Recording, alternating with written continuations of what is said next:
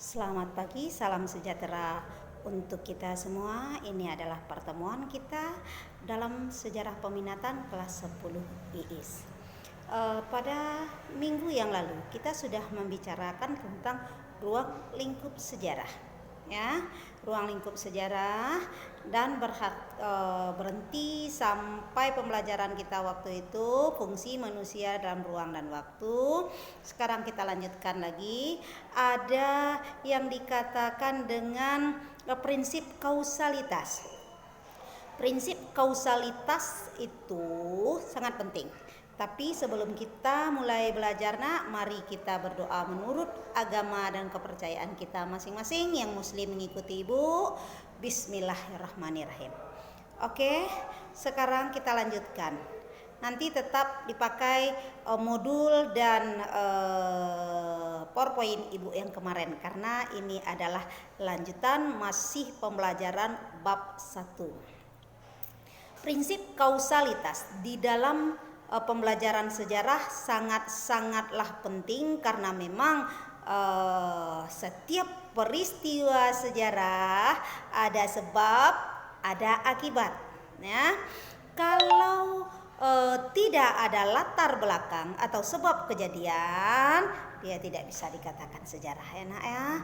Kata kuncinya prinsip kausalitas selalu ada dalam peristiwa.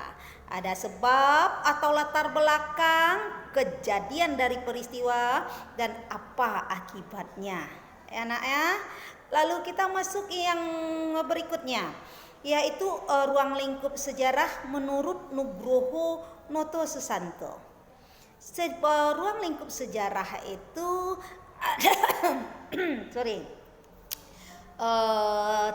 tiga. Yang pertama yaitu sejarah sebagai kisah. Yang dikatakan sejarah sebagai kisah adalah pengkajian dan penulisan sejarah oleh sejarawan, penulisan peristiwa sejarah oleh sejarawan, dikisahkan. Contoh, Raden Ajeng Kartini adalah penggerak kaum wanita.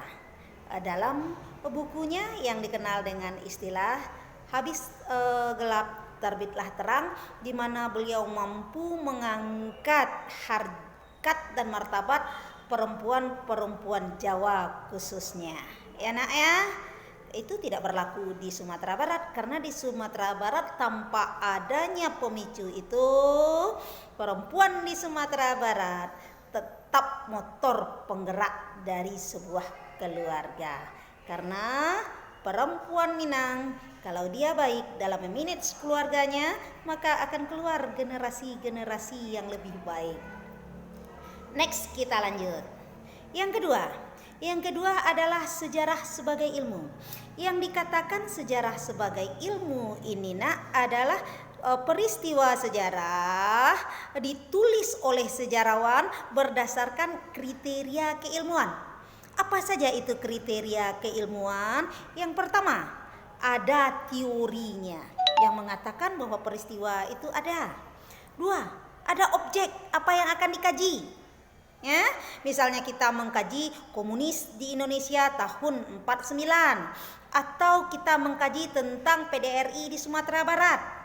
Yang ketiga harus empiris. Yang dikatakan dengan empiris itu peristiwa sejarah harus masuk logika kita, ya, masuk akal sehat. Apakah peristiwa ini benar-benar terjadi, ada dia atau tidak. Tapi kalau kita berbicara masalah nenek moyang bangsa Indonesia nenek moyang orang Sumatera Barat berasal dari puncak Gunung Merapi, itu menurut Tambo bisa dijadikan sumber sejarah, Bu? Bisa, tetapi keabsahannya mesti kita pertanyakan lagi, ya, tapi kurang empiris di dalam peristiwa sejarah. Yang keempat yaitu generik. Ya, dia ada metodenya, ada langkah-langkahnya untuk membuat sebuah alur cerita sejarah supaya dia berkesinambungan, mudah dimengerti. Tetapi sejarah sebagai ilmu ini dia akan menciptakan sebuah karya sejarah yang bersifat kaku. Contohnya buku paket yang kalian pegang itu adalah penulisan sejarah secara akademis dan dia sangat kaku sehingga membosankan untuk dibaca. Next, kita masuk lagi sejarah sebagai seni. Sejarah sebagai seni di sini itu adalah penulisan sejarah oleh sejarawan dengan menggunakan beberapa langkah. Yang pertama, dalam menuangkan peristiwa sejarah, sejarawan harus berpikir bagaimana cara menarik si pembaca, menimbulkan keingintahuannya membaca dari awal peristiwa sampai berakhirnya peristiwa. Itulah yang disebut dengan intuisi. Intuisi itu adalah kemampuan seorang sejarawan dalam menulis, membawa audiens atau si pembaca untuk larut di dalamnya.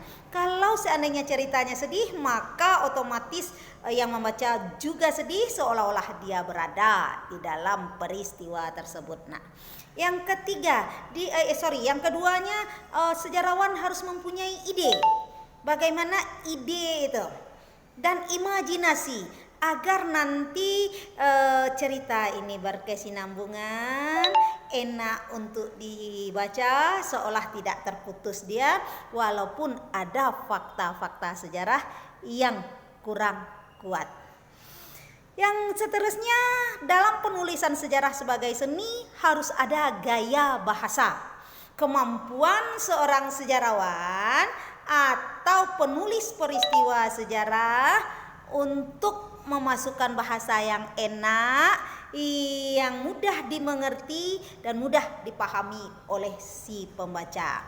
Contoh yang paling akurat itu adalah penulisan sejarah Joko Tingkir atau penulisan perjalanan Pangeran Kian Santang. Umumnya sejarah sebagai seni ini banyak diambil oleh pelaku-pelaku peran dan dijadikan sinetron. Itu untuk enak untuk diikuti, enak untuk dihayati dan mudah untuk dicerna. Pada kesempatan ini cukup dulu pembelajaran kita sampai di sana. Fungsi prinsip kausalitas atau sebab akibat dalam sejarah dan ruang lingkup sejarah. Sejarah sebagai ilmu, sejarah sebagai peristiwa, sejarah sebagai kisah, dan sejarah sebagai seni. Cukup 4 ini anak ya. Kalau ada pertanyaan, tolong dibuka lagi modul yang kemarin, baca lagi PowerPoint yang Ibu lemparkan kemarin itu karena sudah ada di sana. Kalau tidak ada yang tidak dimengerti, tidak dipahami, mohon bertanyalah kepada Ibu. Ya sayang ya, selamat belajar, tetap semangat Cahyo. Jangan lupa kirim foto sedang belajar dengan pakaian sekolah dan isi absen.